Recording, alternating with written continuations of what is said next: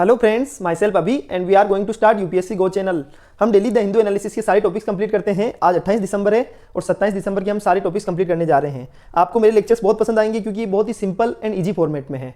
आपको मेरे hand written notes बहुत जल्दी मेमोराइज हो जाएंगे, इसलिए आप टॉपिक को पढ़िए। अगर आपको कोई भी कमी लगती है तो आप कमेंट कीजिए, हम टॉपिक को बहुत अच्छे से और एक्सप्लेन करेंगे अगर हमारे अंदर कुछ कमी है तो। चलो टॉपिक को स्टार्ट करते हैं। सबसे पहले हम एक न्यूक्लियर पावर प्लांट का एक टॉपिक आया है, इंडिया रशिया इंक की pact related to Kudankulam nuclear power plant. कौन सा हो गया? एक कुदाकुलम नाम से न्यूक्लियर पावर प्लांट है। कहाँ पर है? तमिलनाडु के अंदर। तो उससे हम टॉपिक स्टार्ट करेंगे। तो हमारे लिए क्या काम की न्यूज़ है? न्यूक्लियर पावर प्लांट, वो हमको पढ़ना पड़ेगा। कुदनकुलम न्यूक्लियर पावर प्लांट कहाँ है? तो ये तमिलनाडु के अंदर है। चलो अभी देखते हैं। देखो ये न्यूक्लियर पावर प्लांट ऐसे होते हैं, इनको देख लो आप थोड़ा सा, आपको डायग्राम से आइडिया लग जाएगा। चलो कुदनकुलम न्यूक्लियर पावर प्लांट। तो अभी क्या हुआ कि रिसेंटली रशिया की एक TVEL फ्यूल कंपनी है, advance technology fuel company, whose fuel cycle is 24 month. उन्होंने बोला है कि हम आपको एक ऐसा फ्यूल प्रोवाइड करने वाले हैं जो कि एडवांस फ्यूल होगा, एडवांस टेक्नोलॉजी वाला फ्यूल। वो क्या 24 मंथ की उसकी साइकिल होगी, जबकि प्रीवियसली 18 मंथ की फ्यूल साइकिल होती थी।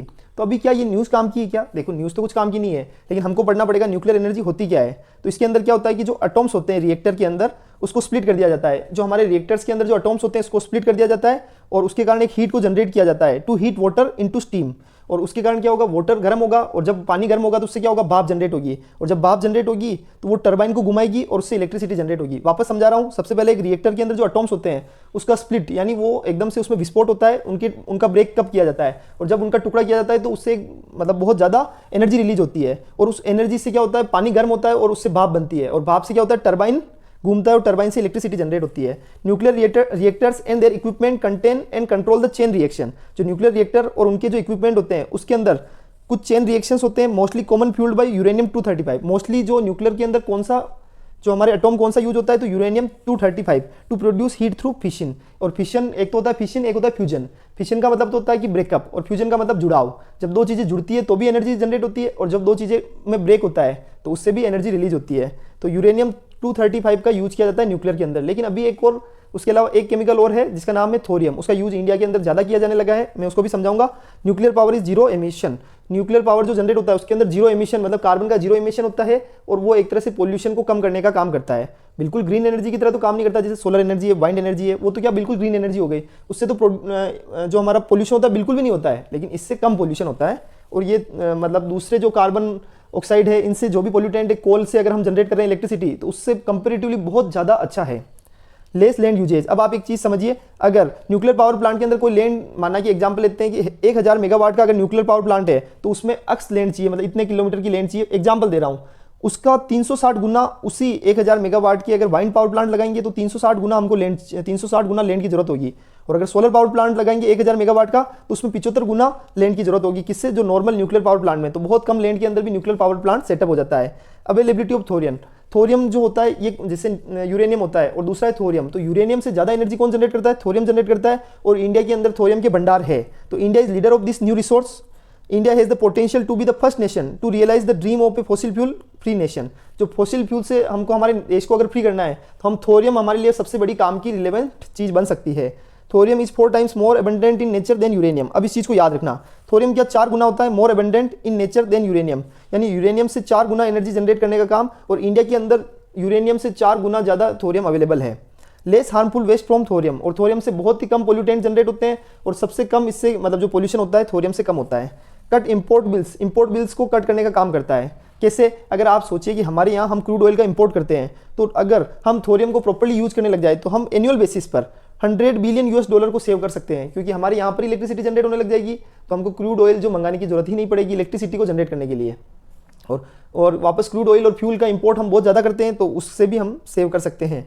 स्टेबल एंड, और अब आप एक चीज़ समझो, क्रूड ऑयल क्यों मंगाते हैं हम? क्रूड ऑयल इसलिए मंगाते हैं क्योंकि ट्रांसपोर्टेशन में काम आता है। अगर हम इलेक्ट्रिक गाड़ियाँ यूज कर रहे हैं और न्यूक्लियर पावर प्लांट का यूज करके हम इलेक्ट्रिसिटी जनरेट करते हैं, तो हमारे लिए जो पेट्रोल और डीजल की डिमांड ऑटोमेटिक कम हो जाएगी हमको, अगर सारी गाड़ियाँ इलेक्ट्रिक हो जाएगी तो। वैसा stable and reliable source than solar and wild. ये एक स्टेबल और रिलायबल सोर्स है देन सोलर एंड वाइल्ड, क्योंकि क्या होता है सोलर एंड वाइल्ड का जो सोर्स है उसके अंदर वेदर कंडीशंस पर डिपेंड करता है, सन की कंडीशंस पर डिपेंड करता है। अगर सूरज की रोशनी कम है तो सोलर एनर्जी भी कम जनरेट होगी। वेदर कंडीशन, अगर मौसम बहुत ज़्यादा ही ठंडा और नम मौसम है, वहाँ पर उस टाइम सूरज की एनर्जी नहीं रहती है, तो उस टाइम जो हमारी सूरज की एनर्जी से जो सोलर जो एनर्जी जनरेट होती है वो भी कम जनरेट होगी। तो इसलिए न्यूक्लियर एनर्जी रादर परमानेंट है, एक परमानेंट सोल्यूशन है। अब इंडिया में क्या इनिशिएटिव लॉन्च किए हैं, तो द एटॉमिक एनर्जी एक्ट 1962 को हमने पास किया था, जिसके अंदर यूरेनियम और थोरियम को 2 न्यूक्लियर फ्यूल माना गया। उसके बाद 6 nuclear power reactor at Jaitapur Maharashtra, एक जैतपुर है कहाँ पर, महाराष्ट्र के अंदर। तो जैतपुर प्रोजेक्ट के अंदर सबसे बड़ी हेल्प किसकी मिली है, फ्रांस की, और वहाँ पर 6 न्यूक्लियर पावर रिएक्टर को सेटअप किया गया है। 22 टोटल इंडिया के अंदर 22 ऑपरेटिंग न्यूक्लियर पावर रिएक्टर है। न्यूक्लियर पावर रिएक्टर कितने हैं, 22, जिसके अंदर सबसे पहला और ओल्डेस्ट कौन सा है, Tarapur atomic power station Maharashtra के अंदर है। राजस्थान का एटॉमिक पावर स्टेशन राजस्थान में है। Madras atomic power station Tamil Nadu के अंदर है, ये बहुत इंपॉर्टेंट है, उनके नाम मैंने बता दिए हैं। काइगा जनरेटिंग स्टेशन कहाँ है, कर्नाटका में। और कुदनकुलम न्यूक्लियर पावर स्टेशन जो भी हमने पढ़ा था वो सबसे न्यूएस्ट है और लार्जेस्ट, सबसे बड़ा है तमिलनाडु के अंदर। सबसे ओल्डेस्ट और फर्स्ट कौन सा है, सबसे ओल्डेस्ट और फर्स्ट है तारापुर एटॉमिक पावर स्टेशन, और वो कहाँ है, महाराष्ट्र के अंदर, याद रखना है। और उसके अलावा नरोरे एटॉमिक पावर स्टेशन कहाँ है, उत्तर प्रदेश के अंदर, और काकरापुर एटॉमिक पावर स्टेशन गुजरात के अंदर। तो ये सारी चीज़ें हमने बहुत अच्छे से पढ़ ली है। चलो अभी आपको एक ये दिख रहा होगा, देखो इसके एक्चुअल में पिक्चर दिखा था ना तो आपको पसंद नहीं आती। ये क्या, लेप्रोजी डिसीज है। तो एक एक्चुअल पिक्चर तो क्या आप थोड़ा सा डर भी सकते थे, इसलिए मैंने वो एक्चुअल में पिक्चर नहीं दिखाई। तो इसको बोलते हैं लेप्रोजी डिसीज। इसके अंदर हमारी बॉडी के अंदर गिठाने पड़ जाती है, और ये एक परमानेंट और प्रोग्रेसिव डिसीज भी बन जाती है। अगर आप इसका मतलब प्रॉपर्ली इसकी क्योर और ट्रीटमेंट ना लो तो ये फ्यूचर के लिए बहुत बड़ी डिसीज बन सकती है, और परमानेंट डिसेबिलिटी में भी कन्वर्ट हो सकती है। उसको बोला जाता है लेप्रोजी डिसीज। तो अब लेप्रोजी को समझ लेते हैं। ऑल्सो नॉन एज मतलब हेंसेंस डिसीज, इसको क्या बोला जाता है, हेंसेन डिसीज भी बोला जाता है। ये chronic infectious disease caused by a type of bacteria mycobacterium leprae. अब इस चीज़ को समझ लो, ये क्रोनिक इन्फेक्टियस डिसीज है, जिसको किसके द्वारा, एक बैक्टीरिया होता है माइकोबैक्टीरियम लेप्रेई, उसके द्वारा ये क्रोनिक इन्फेक्शियस डिसीज को पैदा होने का रीजन क्या है, एक बैक्टीरिया है, और बैक्टीरिया का नाम है माइकोबैक्टीरियम लेप्रेई। याद रखना, predominantly affect the skin, skin को अफेक्ट करती है। The peripheral nervous, the muscle surface of the upper respiratory tract and eyes, यानी आंखों के ऊपर भी हमारे जो हमारी आंखें हैं, या हमारी जो मसल्स है, या हमारी स्किन है, या जितने भी हमारी बॉडी के जो नर्व्स होते हैं वहाँ पर इसकी बड़ी बड़ी गिठाने हो सकती है, तो उसको बोला जाएगा लेप्रोजी। ये कोज परमानेंट एंड प्रोग्रेसिव डिसेबिलिटी भी बन सकती है अगर इसका प्रॉपर्ली ट्रीटमेंट नहीं लिया गया तो। कॉमन इन ट्रॉपिकल एंड सब ट्रॉपिकल एरिया, ये ट्रॉपिकल और सब ट्रॉपिकल एरिया के अंदर कॉमन है। Neglected tropical disease that still occurs in more than 120 countries, तो ये नेग्लेक्टेड ट्रॉपिकल डिसीज है। याद रखना कौन सी ट्रॉपिकल डिसीज है, नेग्लेक्टेड ट्रॉपिकल डिसीज है, जो कि 120 से ज़्यादा कंट्रीज के अंदर अभी भी होती है, क्योंकि इसको नेग्लेक्ट कर दिया जाता है। ये सारी उम्र के अंदर हो सकती है, छोटे बच्चे, बड़े बच्चे, बहुत बड़े बच्चे, या उसके अलावा जो हमारे ओल्ड एज पर्सन है, यंग पर्सन है, किसी के अंदर भी ये बीमारी हो सकती है। Transmitted through droplet from the nose and mouth in close contact. अब आप एक चीज़ समझिए, क्या इसका ट्रांसमिशन आसानी से हो सकता है, नहीं, आसानी से नहीं होता है। अगर हमारी जो नाक है और जो माउथ है उसके जो ड्रॉपलेट्स होते हैं उसके थ्रू इसका ट्रांसमिशन होता है इन क्लोज कॉन्टैक्ट, यानी क्लोज कॉन्टैक्ट के अंदर अगर बहुत ज़्यादा क्लोज कॉन्टैक्ट होता है, जैसे कि आप कुछ ऐसा कर रहे हो जिसके कारण आपके मुंह माउथ एक दूसरे की माउथ टच हो रहे हैं, या एक दूसरे की नोज टच हो रहे हैं, तो उस केस में ये ट्रांसमिशन हो सकता है। इसके सिम्टम्स कितनी बार तो 3 से 5 साल में नजर आते हैं। और nerve damage can lead to loss of feelings in arms and legs. अब इस चीज़ को समझ लेना, अगर ये जो हमारी डिसीज बहुत ज़्यादा टाइम तक रहती है तो इसके कारण क्या हमारी बॉडी के जो नर्व सिस्टम होता है वो भी डैमेज हो सकता है। हमारी बॉडी के अंदर जो आर्म्स होते हैं, लेग्स होते हैं, उसकी फीलिंग्स खत्म हो सकती है कि उसमें कुछ भी मूवमेंट हो रहा है बट पता नहीं चल रहा है। मसल वीकनेस आ सकती है।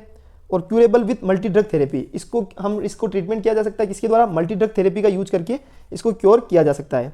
अब उसके बाद इसमें समझो नेशनल लेप्रोजी इरेडिकेशन प्रोग्राम, एक नेशनल लेप्रोजी इरेडिकेशन प्रोग्राम होता है जो कि सेंट्रली स्पॉन्सर्ड हेल्थ स्कीम होती है। याद रखना, सेंट्रली स्पॉन्सर्ड हेल्थ स्कीम होती है under the national health mission, यानी जो हमारे नेशनल हेल्थ मिशन है उसके अंदर आता है ministry of health and family welfare. बहुत इंपॉर्टेंट है, बहुत ही ज़्यादा इंपॉर्टेंट है, याद रखना।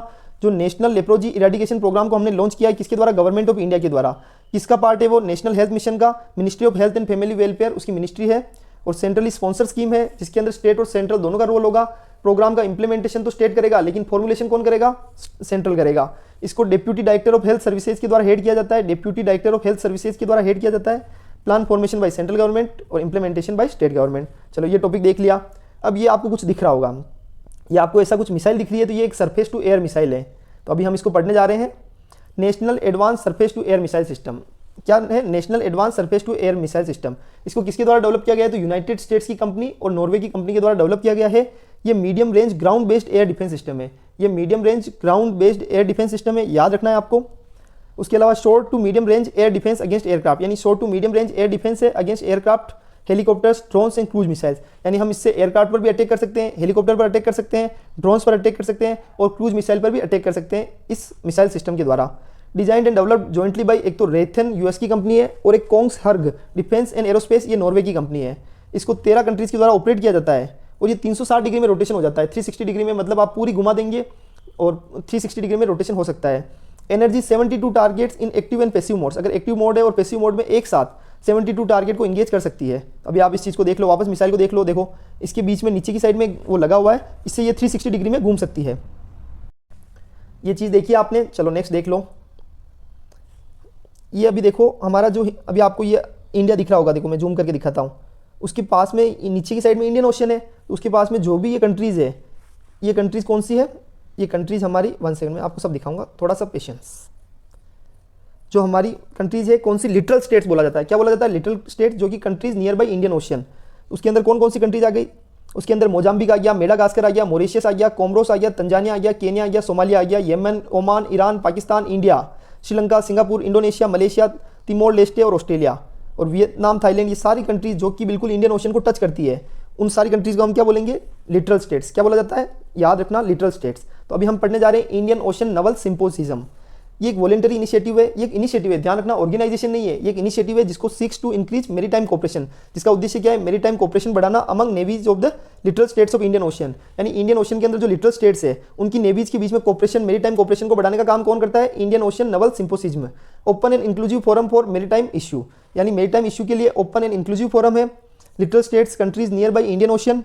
और इसको कंसीव किया जाता है बाय इंडियन नेवी इन 2008 के अंदर इसको इंडियन नेवी के द्वारा कंसीव किया गया था। सबसे पहले शुरुआत किसके द्वारा की गई थी, इंडियन नेवी के द्वारा 2008 के अंदर। उसके बाद इसके अंदर धीरे धीरे सारी कंट्रीज ऐड हो गई और जो इंडियन ओशन के पास वाली कंट्री, वापस बोल रहा हूँ, Mozambique, South Africa, Madagascar, Mauritius, Comoros, Tanzania, Kenya, Somalia, Yemen, Oman, Iran, Pakistan, India, Sri Lanka, Singapore, Indonesia, Malaysia, Vietnam, Thailand, Myanmar, Timor Leste, Australia, Malaysia, ये सारी कंट्रीज इंडियन ओशन को टच करती है। तो आपको ये चीज़ ध्यान में रखनी है।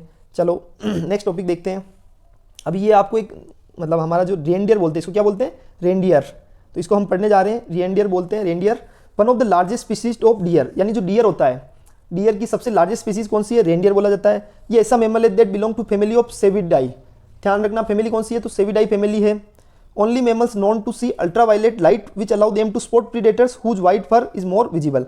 ये एक ऐसा मैमल है जिसको जो अल्ट्रावायलेट को भी मतलब जिस अल्ट्रावायलेट लाइट प्रोड्यूस करने का काम करता है, जो देख सकता है अल्ट्रावायलेट लाइट को भी देख सकता है, which allows them to spot predators whose white fur is more visible.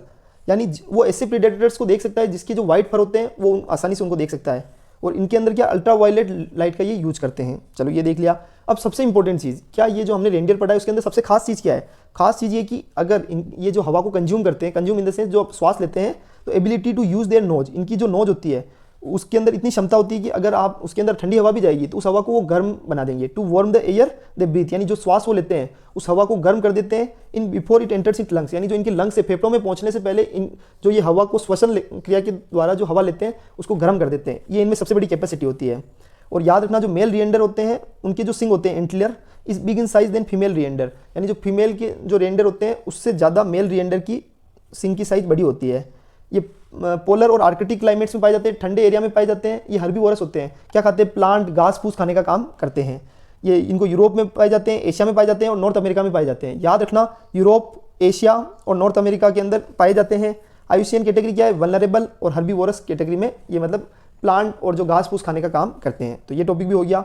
और reindeer get enough sleep during the summer, winter and autumn. अभी एक रिसर्च निकली है जिसके अंदर बोला गया है कि कौन सा भी सीजन हो, ये हर सीजन में पूरी नींद लेते हैं। मतलब अपन नहीं बोलते आराम के व्यक्ति है, आराम के जानवर हैं। चलो ये टॉपिक देख लिया। अब एक नया एक न्यूज़ में आया स्ट्रेट ऑफ गिब्राल्टर, इसको भी देख लेते हैं। पहले मैं आपको लोकेशन दिखा देता हूँ।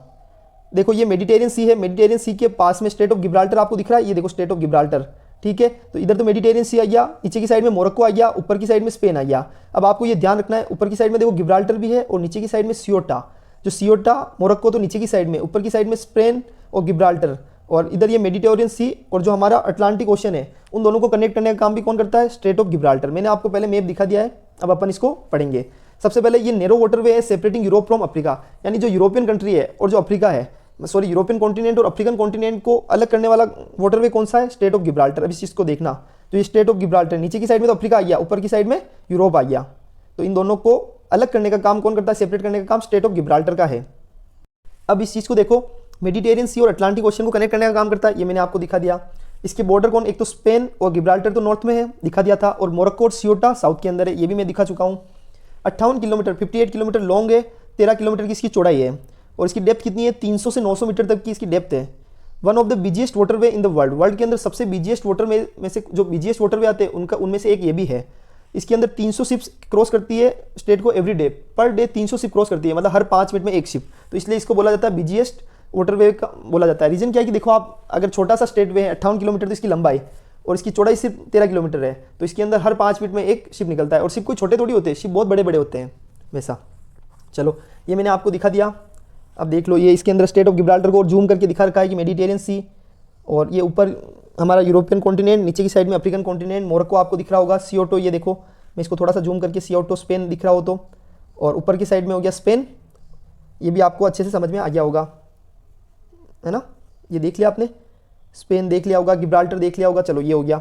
अब एक एडिटोरियल आया है, a new economies for inclusive growth, यानी इंक्लूसिव ग्रोथ के लिए न्यू इकोनॉमीज है, जो हमारे अरुण मायरा है उनके जो ये इसके मतलब ऑथर है, उन्होंने ये लिखा है, बहुत अच्छा लिखा है। इसको मैं आपको समझा देता हूँ, बहुत सिंपल है लेकिन कुछ इसके मेन पॉइंट्स आपको समझना है, इसलिए मैं दिखा देता हूँ। चलो, a new economies for inclusive growth, तो फोकस शुड बी, ऑथर का कहना है कि देखो हमारे इंडिया के अंदर क्या हुआ, सबसे पहले मैन्युफैक्चरिंग सेक्टर और एक्सपोर्ट पर बहुत कम फोकस किया जाता था। तो अभी ऑथर बोलता है कि अगर हमको हमारे देश की इकोनॉमी को बढ़ाना है, इंक्लूसिव ग्रोथ को बढ़ाना है, तो हमको हमारे मैन्युफैक्चरिंग सेक्टर और एक्सपोर्ट पर बढ़ावा देना होगा, स्मॉल सेक्टर्स पर बढ़ावा देना होगा। हमको बिग सेक्टर तो ऑलरेडी बड़े जो मतलब बड़ी इंडस्ट्रीज है, बड़ी कंपनीज तो ऑलरेडी बिग कंपनीज है, बट हमको जो स्मॉल कंपनीज है उनको कन्वर्ट करना होगा बड़ी कंपनीज में, ऐसा ऑथर का बोलना है। मैन्युफैक्चरिंग सेक्टर को हमको रूरल एरिया में बढ़ाने की जरूरत है, अर्बन एरिया में ऑलरेडी बढ़ा हुआ है, तो हमारा फोकस रूरल एरियाज पर होना चाहिए। फार्मर्स की इनकम को हमको जरूरत है कि फार्मर्स की इनकम्स को बढ़ाएं और इनफॉर्मल वर्कर्स को ज़्यादा वेज मिले। उसके लिए हमें इनफॉर्मल वर्कर्स की जो मतलब वो इनफॉर्मल सेक्टर में काम कर रहे हैं, तो हमको उनको सिक्योरिटी देनी होगी, जॉब सिक्योरिटी, उनको अपॉर्चुनिटी मिलनी चाहिए, स्किल बेस्ड डेवलपमेंट होना चाहिए। Many of the Indians have informal jobs, बहुत सारे इंडियंस ऐसे हैं जिनके पास इनफॉर्मल जॉब्स है। ऑथर कहता है कि अगर आपके पास इनफॉर्मल जॉब्स है तो सिक्योरिटी नहीं है, और अगर सिक्योरिटी नहीं होगी तो ये अपने आप में बहुत बड़ा इशू है। China focused on small manufacturer also, अब ये सबसे इंपॉर्टेंट चीज़ है। चाइना के अंदर जब 1971 के अंदर जब उन्होंने उनकी एग्रीकल्चर इकोनॉमी को कन्वर्ट करके जो पूंजीवादी कैपिटलाइज्ड मतलब इकोनॉमी में जब कन्वर्ट किया था, तो उस टाइम पे क्या हुआ था, जो उस इकोनॉमी के अंदर उन्होंने सबसे बड़ा चेंज क्या किया, पहले तो एग्रीकल्चर इकोनॉमी थी लेकिन उन्होंने उसको चेंज करके कन्वर्ट किया, और उसके बाद उनका फोकस किस पे था कि बिजनेस सेटअप करने पर फोकस था, उनका फोकस स्मॉल इंडस्ट्रीज पर उनका फोकस था। सबसे इंपॉर्टेंट चीज़ कि उन्होंने स्मॉल इंडस्ट्रीज पे ज़्यादा फोकस किया। बड़ी इंडस्ट्री तो देखो ऑटोमेटिक ग्रोथ कर लेगी, लेकिन सॉरी बड़ी इंडस्ट्रीज और जो स्मॉल कंपनीज है उन पर फोकस ज़्यादा किया। बिग कंपनीज तो फोकस अपने आप ओवर ग्रोथ कर लेती है, लेकिन जो स्मॉल कंपनीज है उनको ग्रोथ सरकार को उनको लिए इनिशिएटिव लाने होंगे, सरकार को इन्वेस्टमेंट करना होगा स्मॉल कंपनीज में, स्किल डेवलपमेंट एजुकेशन पर फोकस करना होगा। तो चाइना के अंदर ये सारी चीज़ें की गई, और इंडिया ने सर्विस सेक्टर पर फोकस किया था उस टाइम पे, तो जिसके कारण क्या हुआ कि बड़ी कंपनी की जो सीई है वो इंडियंस है, लेकिन हमारा टैलेंट क्या है वो कहाँ यूज हो रहा है, जो हमारी वर्ल्ड वाइड बड़ी बड़ी कंपनीज है, फॉरेन कंपनीज हमारे टैलेंट को यूज कर रही है। लेकिन उसका रीजन क्या है कि हमारे यहाँ अपॉर्चुनिटी की कमी है। सरकार को यहाँ पर अपॉर्चुनिटी क्रिएट करनी होगी, जिसके कारण जो हमारे देश के नेशन के जो लोग हैं वो इंडिया के अंदर ही रहे, और इंडिया का जो टैलेंट है वो इंडिया के अंदर ही रहे। एवरीवन वांट जॉब, बट कोई भी सबको जॉब चाहिए लेकिन कोई स्किल डेवलपमेंट पर फोकस नहीं करता, तो ये अपने आप में बहुत बड़ा इशू है, ऐसा ऑथर का मानना है। इंपॉर्टेंस किसको देनी चाहिए, स्मॉल कंपनीज को, और try to convert into bigger companies in small companies को, ये ऐसा ऑथर का बोलना है। मैंने ऑलरेडी ये सारी चीज़ें बता दी है, आगे बढ़ते जाओ। Focus on improving the income of labour and their developments, इस चीज़ को याद रखना। एक तो लेबर की इनकम को भी इंप्रूव करने की जरूरत है और उनका डेवलपमेंट करने की भी जरूरत है। कौन डेवलप करेगा इनको, इसके लिए गवर्नमेंट को इनिशिएटिव लेने की जरूरत है, ऐसा ऑथर बोलता है। इंडिया हैव रिसोर्स, इंडिया के पास रिसोर्स है, मल्टीपल माइंड है, लेकिन अपना माइंड क्या दूसरी कंट्रीज के लिए, अदर नेशंस के लिए वर्किंग कर रहा है, ये सबसे बड़ा इशू है। गवर्नमेंट को हमारी एजुकेशन सिस्टम में इन्वेस्ट करने की जरूरत है, स्किल डेवलपमेंट में इन्वेस्ट करने की जरूरत है, तभी हमारा नेशन एकदम एक नंबर पर आएगा। अगर हमको हमारी ग्रोथ को बढ़ाना है, इंक्लूसिव ग्रोथ को बढ़ाना है, तो ultimately we have to prove our self, और हमें हमारे जो रिसोर्सेज है उनका यूज प्रॉपर्ली करना होगा, ऐसा हमारे ऑथर बोलते हैं। आर्टिकल देखो आप, उसके अंदर क्या होता है कि narrowing trade deficit cut India's current account deficit to 1% of GDP in quarter 2। तो अभी क्या हो रहा है कि ट्रेड डेफिसिट और करंट अकाउंट डेफिसिट को मतलब इसके बारे में हमको जानना है। अब सिंपल वन लाइन में समझो कि देखो करंट अकाउंट डेफिसिट और ट्रेड डेफिसिट होता क्या है। तो अगर हमारा import of goods and service export of goods and service से ज़्यादा है तो उसको क्या बोला जाएगा, करंट अकाउंट डेफिसिट, एंड उसको बोला जाएगा ट्रेड डेफिसिट। लेकिन साथ के साथ आपको एक छोटी सी चीज़ और देखनी पड़ेगी कि अगर इंपोर्ट ज़्यादा हो रहा है तो उसका नुकसान क्या होगा। उसका नुकसान क्या होगा, इकोनॉमी पे हमारी जो लोन लेने की जो हमारी कैपेसिटी है, सबसे पहले तो वो बढ़ जाएगी, क्योंकि अगर आप लोन ज़्यादा ले रहे हो तो हमारी इकोनॉमी की जो कैपेसिटी है वो कम हो जाएगी।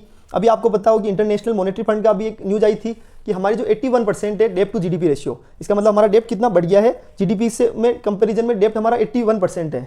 तो इसके अंदर मतलब आप सोचिए कि अपने आप के अंदर ये बहुत बड़ी चीज़ है। तो हमारे को करंट अकाउंट डेफिसिट और ट्रेड डेफिसिट को कम करने की जरूरत है, तो इस चीज़ को आपको समझने की जरूरत है। आप एक बार देखो, ये समझ में आ गया। फिस्कल डेफिसिट का मतलब क्या होता है, अगर गवर्नमेंट का एक्सपेंडिचर गवर्नमेंट की रेवेन्यू से ज़्यादा है तो उसको बोला जाता है फिस्कल डेफिसिट। ठीक है, ये टॉपिक हो गया। अब एक लास्ट टॉपिक और बच रहा है, मैं उसको समझाता हूँ आपको।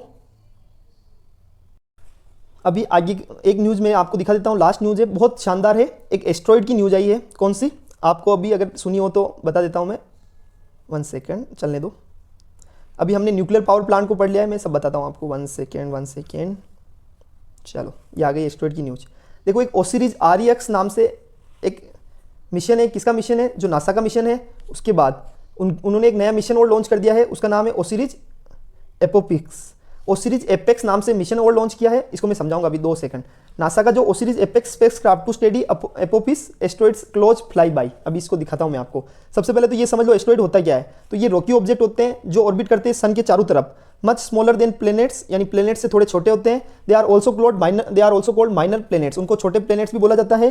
डिवाइडेड इंटू 3 क्लासेज, यानी 3 क्लास में उसको डिवाइड किया जाता है। वापस समझाता हूँ, रॉकी ऑब्जेक्ट होते हैं जो कि सन के चारों तरफ ऑर्बिट करते हैं, लेकिन जो हमारे प्लैनेट्स होते हैं उनसे छोटे होते हैं और उनको माइनर प्लैनेट भी बोला जाता है। इनको 3 क्लास के अंदर डिवाइड कर दिया जाता है। पहला main asteroid belt between Mars and Jupiter, यानी ये फाउंड होते हैं main asteroid belt between Mars and Jupiter. देखो पहले 3 क्लास के तो होते हैं। पहली क्लास कौन सी होती है? एक तो मार्स एंड जुपिटर के बीच में एक एस्ट्रॉइड की बेल्ट बनी होती है, वहां पर ये एस्ट्रॉइड पाए जाते हैं, ठीक है। दूसरा किसके अंदर होते हैं? जो सबसे बड़ा हमारा लार्जर प्लेनेट कौन सा है? जुपिटर, उसी की बेल्ट के अंदर, उसके अंदर ही पाए जाते हैं। उसको बोला जाता है ग्रुप ऑफ ट्रोजन बोला जाता है उन एस्ट्रॉइड्स को। और वो बिल्कुल जो हमारे प्लेनेट होता है जुपिटर, उसी के साथ में चलते हैं। और एक मार्स एंड जुपिटर के बीच में होते हैं, सेकंड क्लास भी पढ़ ली। और थर्ड होते हैं बिल्कुल पृथ्वी के पास में, तो नियर अर्थ एस्ट्रॉइड बोला जाता है। Which have orbit that pass close by the earth, बिल्कुल अर्थ के पास में होते हैं। और 10,000 से ज़्यादा एस्ट्रॉइड बिल्कुल अर्थ के बिल्कुल पास में घूमने का काम करते हैं। और कुछ ऐसे 1300 से के आसपास तो एस्ट्रॉइड ऐसे हैं जो बहुत ज़्यादा डेंजरस है, वो कभी भी पृथ्वी से टकरा सकते हैं। तो ये चीज़ आपने देख ली। तो हमने क्या पढ़ लिया? एस्ट्रॉइड का मतलब होता है रॉकी ऑब्जेक्ट जो कि प्लेनेट से छोटे होते हैं, उनको माइनर प्लेनेट भी बोला जाता है। मैं आपको इसलिए बता रहा हूँ क्योंकि यूपीएससी में ऐसे क्वेश्चन बहुत बार आ चुके हैं, तो आपको ये ध्यान में रखना होगा। अभी एक मिशन है ओसिरिस रेक्स। ये क्या है? इसने सैंपल ऑफ डस्ट उठाया है। कहाँ से? एक एस्ट्रॉइड है बेनू एस्ट्रॉइड। एस्ट्रॉइड बेनू कैसा दिखता है? तो लट्टू के आकार का दिखता है। ये देखो, ये लट्टू दिख रहा है आपको, बल्ब के आकार का, बल्ब के जैसा दिखता है, उसको बोला जाता है एस्ट्रॉइड बेनू। और एक मूंगफली के आकार का दिखता है, उसको बोला जाता है एस्ट्रॉइड, उसको एस्ट्रॉइड एपोपिस बोला जाता है। तो अभी क्या हुआ कि नासा ने एक एस्ट्रॉइड बेनू से तो डस्ट उठा ली है, उस सैंपल को, उससे क्या मिला? वो बहुत पुराना है बेनू, क्या बहुत ज़्यादा पुराना। हमारा जब सूरज मतलब सोलर सिस्टम जब बना था, उसी के आसपास का बेनू भी उसी टाइम का एस्ट्रॉइड है। तो अगर हम बेनू की डस्ट को उठा रहे हैं तो हमको सोलर सिस्टम को समझने में और जैसे कैसे लाइफ स्टार्ट हुई थी, कैसे लाइफ बिगेन हुई थी, उसको समझने में हेल्प करेगा ये सैंपल। तो बेनू से तो हमने डस्ट को उठा लिया है ओसिरिस रेक्स मिशन के द्वारा।